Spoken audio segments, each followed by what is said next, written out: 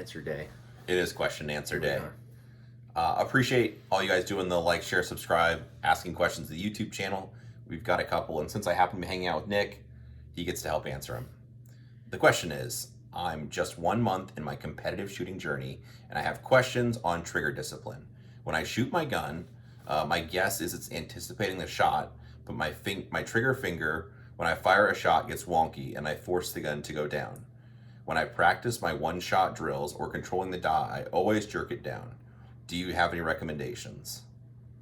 There's a second part of the question, but we'll talk about the first part. Yeah, let me hold the gap. Oh boy.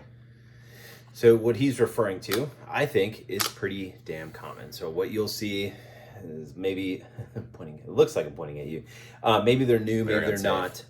But honestly, I think this is something that like you constantly work on. Like even when you're really, really good, you're constantly trying to work on this one specific thing, where you're trying to not do that as you press the gun. And what that is your whole firing hand tensing up like this as you press the trigger, and it's tensing up in anticipation for the slide, cycling back and basically smacking your hand. So that's what that comes from. I would say things like the drill, trigger control at speed, right? And all that would be is you set up your timer on delay, put your finger somewhere inside the trigger guard, and then as soon as you hear the beep, you try to react to the beep and press the trigger aggressively, and I would recommend harder than typically like what you normally would. And then what you're trying to get out of that is basically not moving the gun as you press the trigger. I think, you can get to where you can probably isolate that fairly quickly with like, consistent work, dry fire work. And then you might still see it in your live fire practice. And that's something that's like, in your dry fire, you need to feel what you needed to do to make the gun not move and like remember that, and then take that to your live fire. Be like, okay, what do I need to do in regards to gripping this gun and pressing the trigger? Like, what did I do in my dry fire to make the gun not move? And I need to replicate that in my live fire. And I think it's way easier said than done. Yeah, so let's talk about a couple different ways to think about this. Like what Nick said, imagine you are in the passenger seat, helpless, and next you see a big pothole. And it's obvious the driver is not paying attention, busy texting, looking out the window, doesn't see it, and they're about to hit the pothole. We had this situation yesterday, but it was a Buick, not a pothole. Sure, but what happens to the passenger? I think you were like, you tense said something up. like that. Yeah. It was like, hey, car, whatever. Or sometimes my wife's driving like, hey, you're going to hit every pothole on the road, Which normally isn't. Yeah. Whatever. So anyway, what do you see in that instance? You tense up. Yep. So it sounds a little bit crazy when you're trying to press the trigger. It's pressing the trigger knowing that you are about to hit that pothole, or the gun is about to recoil and smack into your hand, yep, or the noise is going to go off. But it's tough doing that, knowing that impact is coming. Mm-hmm. So I will suggest you can only think about one thing. While you're doing this, I would let everything in the entire world run in the background other than just your firing hand, thinking about your very best to press the trigger without doing any kind of input or movement or shoving, pushing, stopping the gun from recoil. Sometimes people see the dot start to lift. They don't want that to happen. Yep. So try to push into it to stop the dot. So it lifts a little bit and then they push it the rest of the way back down. Any of those types of things. Instead of just focusing your firing hand, trying your very best to not fight into the gun, but just let it do its thing, even though you're about to rear end a Buick or hit a pothole. You're just along for the ride in that instance, not able to help anything.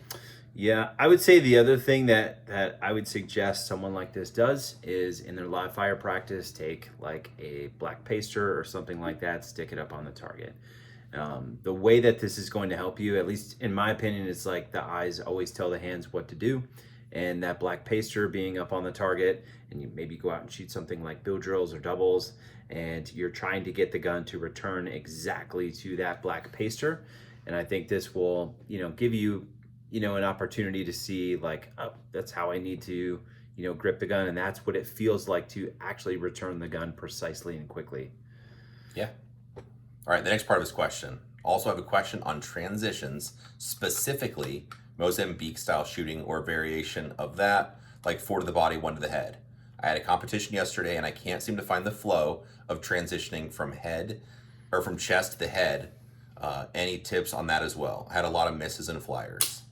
Thank you for posting videos. So I'm assuming the misses were over top of the head. I would be my assumption too.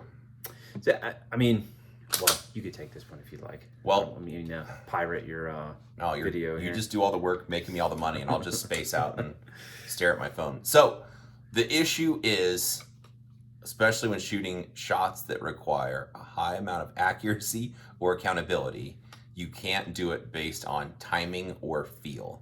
Yep. And I think the word he used, let's see, you can't find the flow, transitioning. I think you need to get that thought out of your brain immediately. There's no flow. It's a process. So if you're shooting the lower A zone, there's a process for that.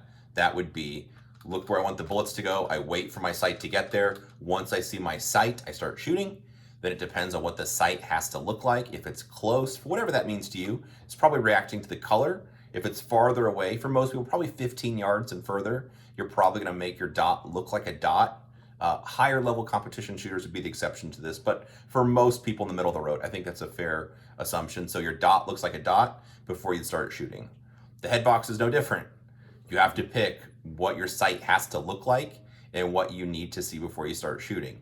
So to shoot the head box, there's no flow, none. What has to happen, I'm gonna look at where I want the bullets to go. I'll wait for the sight to get there, even though in the moment, it may feel like it takes a gazillion years. The clock is ticking, your heart's beating, the wind's blowing, and I'm trying to go fast because I want to win this thing, and I'm just going to patiently wait until my sight gets there. Then, once your sight gets there, you have to pick an appropriate method for your follow-up shots and how you want to press the trigger. For most people, it would be pressing the trigger more gradually. So as opposed to like a light switch where it's either like on or off, it's like you're pressing the trigger or you're not. Instead, doing something like that, where you touch the face of the trigger and you apply pressure before the gun goes off. That doesn't mean you have to take 10 seconds to do it. It could be fairly quick, but I would think of rolling on pressure as opposed to just like not pressing the trigger and then pressing it now. Yeah, for sure. I think the other thing that happens with this too is, especially if the target is close, then you have to shoot, what do you say, 4 in the body and then 2 in the head. Like if you're drawing the gun and trying to shoot really, really aggressively on an open target, trying to shoot 4 rounds and then switch up to the head, I think a lot of the time people get very, very tense when they're doing this. And then typically when they get tense, they start doing things like staring at the dot, right? You'll start staring at the dot really, really hard. And then as you transition up to the head, they typically just throw the gun over top of the head instead of like shooting the body and then looking up to the upper A zone and then making the gun land exactly where they're looking. They look at the dot the entire way up and then just try to time it more or less. And it's like, you can't really do that on the head box. You might be able to get away with it on the body, but I still wouldn't recommend it. But I think that's what happens a lot of the time. Yeah. Yeah, so I would suggest there's no form of flow. It's just a process. You're gonna wait for the sight to get up there. If you, unfortunately, if you have the awareness, like what Nick's saying, it's common. People follow the sight up above the target, like, oh, dang it, I did not mean to do that. I will have to wait until the sight comes back down on the target. Then you'd see your sight stop stable, press the trigger where you're rolling on pressure. The sight lifts, it'll come back down. I would suggest you probably need to see the sight a second time to look like a bouncing ball. Then you press the shot again. And you have very high accountability, and your sight would look something like bop, bop, kind of like that, where it's just bouncing up and down, and when it bounces back to where you're looking, then you're okay to press the trigger. But when I shoot like that, there's 0 questions about where stuff went. So it's not the fastest route, but it's the route that you get really, really high accountability if it's a smaller target, like a head box, a no-shoot target, a tuxedo target we see a lot in action shooting, a small piece of steel, something like that, where you can't just throw the gun over at it and start blasting. Yep. And that's probably what's happening too, is probably throwing the gun at the head, I would assume. Especially if you're going fast on the body and that just kind of follows you up to the head. Yeah. And you transition up to the head kind of like this, instead of just like looking and allowing the gun to come up. You know, the gun kind of lands on the head like that. Yeah. And you'd either, wait for the gun to settle or shoot over top of the head, which is probably what's happening. Yeah. Like you said, it's easy to do when you get all juiced up and you want to go fast and look cool and all that kind of stuff. So it's tough to have discipline when you're trying to go fast, especially after like a lower A zone that you're really attacking and probably shooting very quickly. So. Yep. For sure. Well, I think we did it. Yeah, it's good. Appreciate you guys submitting questions. Hopefully that answers your question. But if you have follow-up questions for us or something else you'd like to hear me or us talk about, just drop it below. We have several more weekends of classes, so we'll be back together to do more videos. So appreciate you guys watching. Like, share, subscribe, all that crap if you want. If not, that's okay too. I don't care either way.